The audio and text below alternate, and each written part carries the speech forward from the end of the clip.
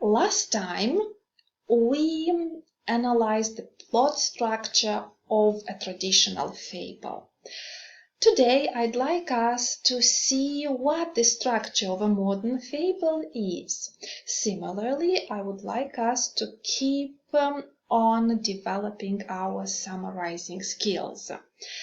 First, let us revise what the structure of a traditional fable is. So, there's the exposition at the beginning, right, where the time, the place, and the characters are introduced. The exposition is followed by the conflict. Traditionally, the conflict happens between good and evil. After the exposition and conflict, here comes the resolution, and good triumphs over evil. At the end, there's the moral, and we are taught a valuable lesson how to be morally good. Now, what is the structure of a modern fable? Let's first read James Thurber's fable, The Very Proper Gander.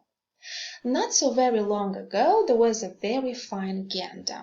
He was strong and smooth and beautiful, and he spent most of his time singing to his wife and children. One day somebody who saw him strutting up and down in his yard and singing remarked, "There is a very proper gander." An old hen overheard this and told her husband about it that night in the roost. "They said something about propaganda," she said. "I have always suspected that," said the rooster, and he went around the barnyard next day telling everybody that the very fine gander was a dangerous bird, more than likely a hawk in gander's clothing.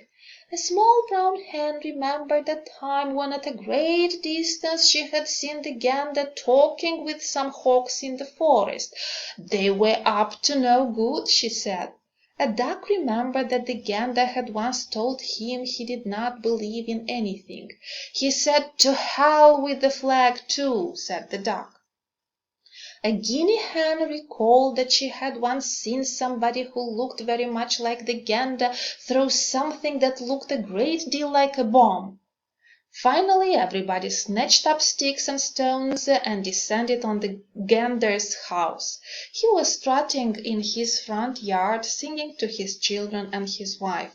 "There he is!" everybody cried. "Hawk lover, unbeliever, flag hater, bomb thrower!" So they set upon him and drove him out of the country.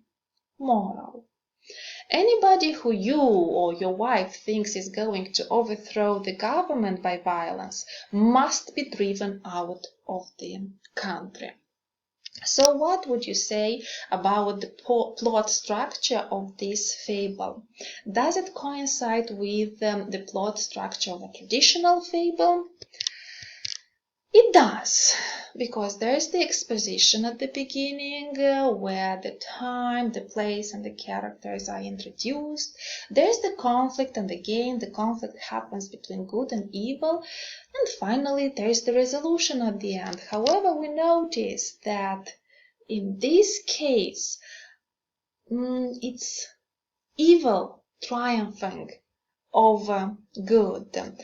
And the moral at the end is extremely ironic. Now, I would like you to summarize the story. So, again, last time I have shared some tips concerning how to summarize a fable. So, I would like you to stop the video, write your summary, and then compare with my version. So, this is my version. In his fable, The Very Propaganda, James Thurber reflects the catastrophic consequences of spreading misinformation. The author ridicules the shallowness and narrow-mindedness of some people who would ignite and spread rumors without considering the harm they can do to others. In the fable, the Gander and his family are driven out of the country only because an old hen misheard, by accident or on purpose, the phrase propaganda. He turned from a respectable and caring family man, minding his own business, into a creature spreading propaganda. James Thurber thus emphasizes how easily people can be manipulated into believing misinformation without thinking. So, keep working and developing your communicative competence in English and your critical thinking as well.